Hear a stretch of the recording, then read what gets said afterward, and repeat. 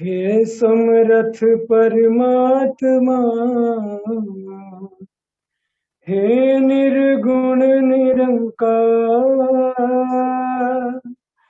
तू करता है जगत का, तू सबका आधार। कण कण में है बस रहा तेरा रूप अपार। तीन काल है सत्य तू, मिथ्या है संसार। घट घट बासी है प्रभु, अविनाशी करता। दया से तेरी हो सभी,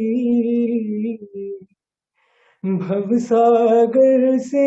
पार। निराकार साकार तू, जग के पालनहार। है वे अंत महिमा तेरी, दाता परम्पार। परम पिता परमात्मा, सब तेरी संतान। भला करो सबका प्रभु, सबका हो कल्याण। भला करो सबका प्रभु, सबका हो कल्याण।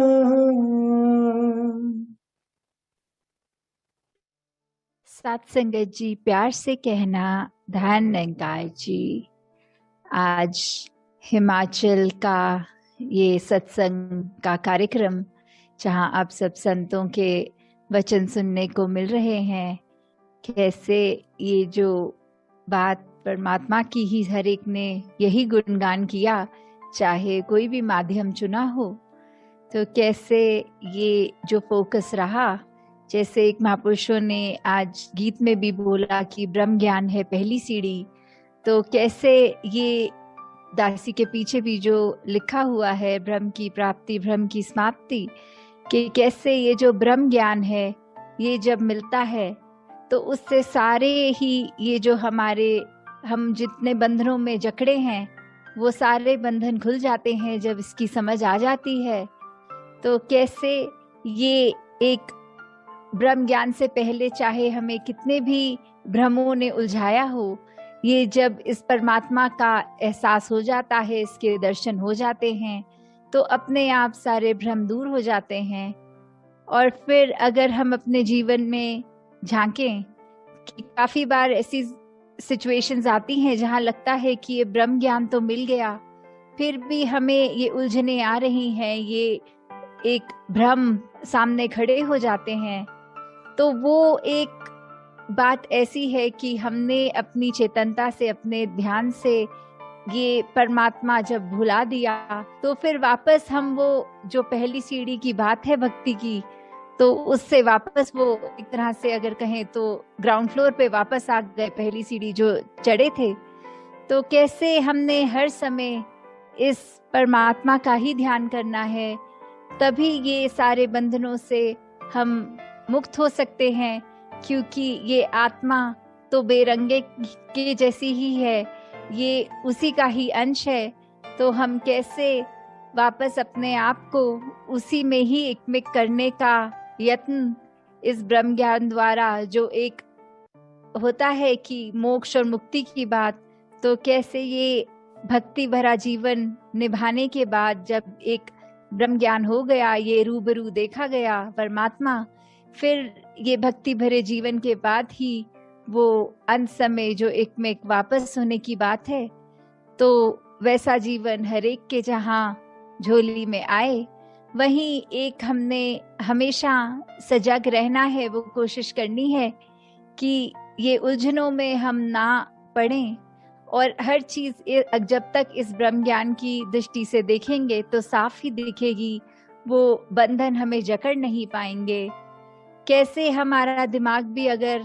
कभी कुछ हासिल करने के लिए ये चालाकियां करता है, वो भी उस समय वो माया का ही रूप है। जैसे दासी ने कुछ ही दिनों पहले एक दृश्य देखा कि यहाँ बंदर बहुत आ गए थे, तो जहाँ रसोई घर में उनको नजर आ रहा था कि फल की टोकरी दिख रही थी और वैसे एक कांच सामने, तो कैसे वो बंदर पहले तो अंदर घुसना चाहा उसने कांच से, और वहां वो एक संभव नहीं हो पाया उसका आना। और फिर जब रसोई में खड़े सब वो चेतन थे कि ध्यान रखा जाए बंदर ना आए, और जैसे ही कुछ समय बाद देखा तो वो बंदर वहां नहीं था, तो एक मन रिलैक्स हो गया कि अब कोई बात नहीं, बंदर चले गए, तो अब वो सावधानी हट गई, तो ये चेतनता भी चली गई अपने अपने कामों में, सब फिर से व्यस्त। तो वहीं थोड़ी देर में देखा कि दरवाजा खुला और एक महापुरुष अंदर आए और उन्हीं के पीछे पीछे वो बंदर भी आ गया। तो कैसे वो बंदर वही था, बस छुप के बैठा था, और हम सब ने सोच लिया कि वो बंदर अब वहां नहीं है। और ये ऐसे ही ये उदाहरण से अगर हम अपनी लाइफ में रिलेट करें कि कभी कभी तो ऐसा लगता है कि हाँ अभी सामने कोई चीज है, हम बहुत अलर्ट है, बहुत कॉन्शियस है, ये परमात्मा के ही अनुसार हम उसी सोच में ढलते हुए हर काम कर रहे हैं कि बहुत एक चीजों का संभाल भी, हर एक अपने मन के सोच को भी हम तोल रहे हैं, बोलों को भी तोल रहे हैं। पर फिर एक क्षण ऐसा आ रहा है जहाँ एक वो चेतनता खो दी हमने, तो फिर हमारे फिर सोच भी इधर उधर माया में ही भाग रही है, हमारा ख्याल, हमारे वचन भी फिर ये ऊपर नीचे होके कैसे भी निकल रहे हैं। हम अपने आप को इस परमात्मा के तराजू में तब नहीं रखते हैं। और फिर एक ऐसा मौका आता है जहाँ एक ऐसी घटना होती है तो रियलाइज होता है कि अगर हम शुरू से ही अपना ध्यान इस प्रभु परमात्मा, इस रमे राम में रखते, इस निरंकार में रखते, तो फिर ऐसी सिचुएशन होती ही नहीं कि कोई नुकसान हो जाता। तो वैसे ही हम सब हमेशा अपने जीवन में ध्यान रखें कि ये ब्रह्म ज्ञान जो मिला, एक ये सैल्वेशन, एक मुक्ति का ये डेफिनेटिव तभी होता है जब इसके अनुसार पल पल जिया जाए, कि एक भी पल की जहाँ ढील हो गई तो फिर हम वो संतमति वाले नहीं कहला सकते, हम महापुरुष नहीं कहला सकते। हम हर पल सिर्फ एक अपने नेचर को ही ऐसा बना ले जहाँ हर ख्याल इस परमात्मा से शुरू इसी तक, हर कार्य इसी की रजा में, यही हमारी मन की भी अवस्था हो कि जब इसका एहसास, तो फिर सारे ही एक अच्छे गुण, चाहे विनम्रता होगी, चाहे वो दूसरों को ब्रॉड माइंडेड विजन से देखने की बात, कैसे हम हर एक को एक्सेप्ट करते चले जाएंगे, और प्यार तभी कर पाएंगे जब एक्सेप्टेंस होती है। तो उसी तरह हमने हर एक के लिए जहाँ अपने आप को किसी की तुलना से नहीं श्रेष्ठ मान लेना, यही भाव, दास भाव कि सभी संत हैं, सभी के पास वही ब्रह्म ज्ञान है, और जो दुनिया इस ब्रह्म ज्ञान से अभी अपना मुख उजला नहीं कर पाई, उनके अंदर भी परमात्मा ही है। तो कोई भी संसार का व्यक्ति जो है उससे हम ज्यादा श्रेष्ठ नहीं हैं, इस परमात्मा के ही सब हैं। और वैसे ही अपने आप को हर एक का दास मन से मानना है, और कभी भी अपने जो सूक्ष्म से भी अहंकार कभी आ जाते हैं कि किसी ने कोई प्रशंसा कर दी तो लगता है कि हमारे जैसा अच्छा कार्य ये तो और कोई नहीं कर सकता, तो उस समय भी हम अपनी चेतनता खो रहे हैं, इस परमात्मा को भुला रहे हैं, क्योंकि आज इस परमात्मा ने ही बल दिया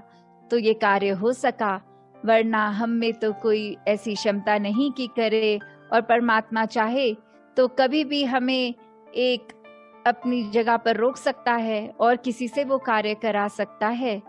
जैसे आज भी देखा, थोड़ा इंटरनेट बीच में प्रॉब्लम कर रहा था, तो एक महापुरुषों के वचन के हिसाब से वो जो लिप सिंक नहीं हो पा रहा था, क्योंकि एक बोलने की स्पीड और कुछ हो रही थी और विजुअली नजर और कोई विजुअल्स आ रहे थे। तो तभी दासी के मन में ख्याल आ रहा था कि कहीं हमने अपना जीवन ऐसे तो नहीं बना लिया कि दूसरों को दिखाने के लिए एक आउटर विजुअल्स हमारे अलग हैं और मन में अलग ख्याल और अलग बातें ही चल रही हैं। तो हमें हमेशा इसको सिंक में रहकर करना है, मन वचन कर्म सब इस ब्रह्म ज्ञान पे आधारित होकर, इस परमात्मा पे आधारित। तो तभी एक कैसे भी उतार चढ़ाव हो तो ये एक हम समदृष्टि अगर हम बाहर हर एक के लिए जहाँ रखें, अपने अंदर भी एक बैलेंस, ये अलाइनमेंट हमेशा रखें कि एक दिखावे वाला रास्ता हमें ज्यादा दूर तक नहीं ले जा पाएगा, क्योंकि कहीं ना कहीं हम वो सावधानी छोड़ देंगे तो फिर जो जैसे हैं वैसे ही बाहर भी नजर आएंगे। तो एक अंदर अपना मन जितना फोकस रखें हम एक सुधार के लिए स्वयं का, उतना ही जीवन हमारा और प्रफुल्लित और महकदार हो जाएगा। तो दासी और समय आपका ना लेते हुए इन्हीं शब्दों से आज्ञा लेगी। दातार हर एक पे कृपा करे कि ये जो नाम रूपी धन है और साथ में कर्म का जो सेवा रूप है, और मन से भी धन से भी, चाहे फिजिकली भी, और सत्संग चाहे किसी भी इस समय वर्चुअल माध्यम से हो रही है,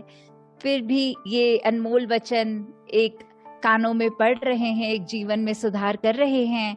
तो हमेशा सेवा सुमिरन और सत्संग के लिए मन हमेशा उत्साहित हो, ये सीख लेकर स्वयं का सुधार करने का ही मार्ग है। दातार हरेक को भक्ति भरा जीवन दे। सात संगत जी, ध्यान निरंकार जी। ध्यान निरंकार जी। सत्संगत आइए सभी मिलजुल कर सत्संगत ध्वनि में शामिल हो। तेरी ओट सहारा तेरा, तन मन खोल घुमावा, कहे अवतार तेरे ही दाता, दिन राते गुण गावा, कहे अवतार तेरे ही दाता, दिन राते गुण गावा, एक तू ही निरंकार, तू ही निरंकार, मैं हाँ सदा भूलनहार, तू है दाता बख्शनहार, मेरे अपगुण नाची तार, मेरे अपगुण नाची तार, तू ही निरंकार, एक तू ही निरंकार, तू ही निरंकार, एक तू ही निरंकार, तेरा रूप है संसार, तेरा रूप है संसार, सबदा भला करो करतार, सबदा भला करो करतार, मेरी मंग है दातार, मेरी मंग है दातार, तू ही निरंकार, तू ही निरंकार, तू ही निरंकार, तू ही निरंकार, मेरा डोले ना एतवार, बख्शो श्रद्धा भक्ति प्यार, करा मैं संता दा सत्कार, करा मैं संता दा सत्कार, तू ही निरंकार, तू ही निरंकार, तू ही निरंकार, तू ही निरंकार।